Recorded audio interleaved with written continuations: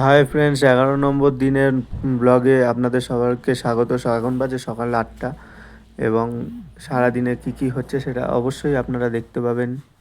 এটা হচ্ছে একটা মিউজিয়াম।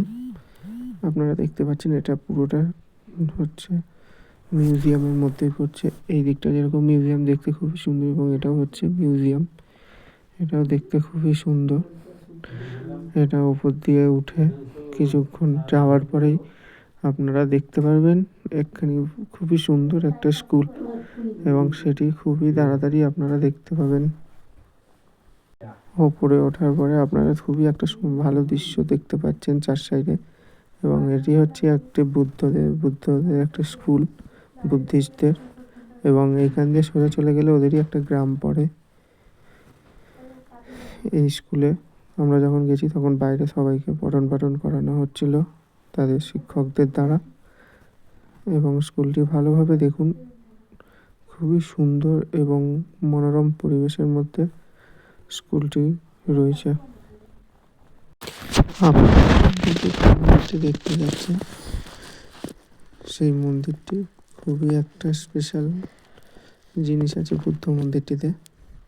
বুদ্ধ মন্দিরটি যেরকম অপরূপ সুন্দর দেখতে, সেরকম বুদ্ধ মন্দিরটিতে যারা থাকেন মানুষের সেবা করেন তারাও খুব ভালো। এবং এটা বলার কারণ হচ্ছে এখানে সাধারণত বিনামূল্যে যারা যায় দর্শন করতে তাদের সবাইকে ভোগ খাওয়ানো হয় দুপুর 12:30 থেকে 2টো অবধি।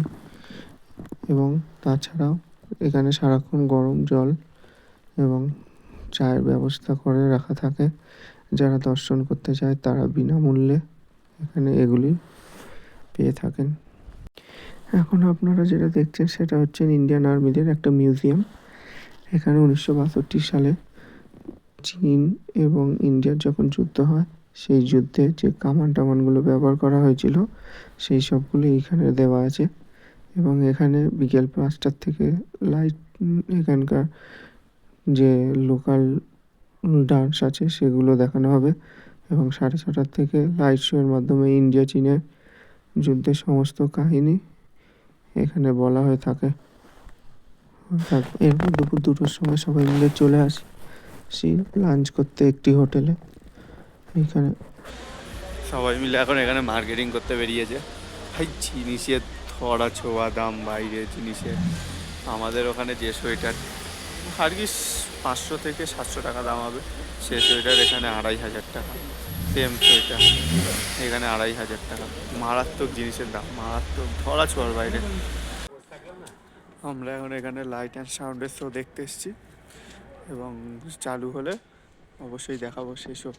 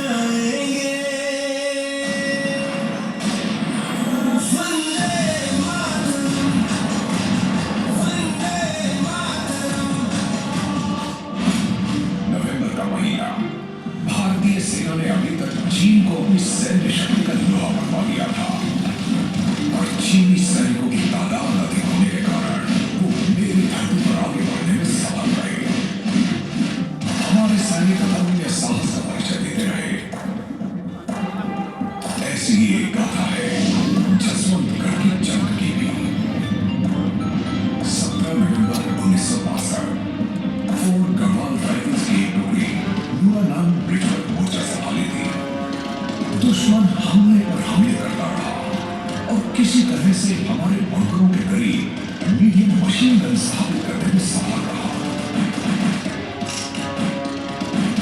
ये गन अल्फा कंपनी की सुरक्षा के लिए खतरा हो सकती थी।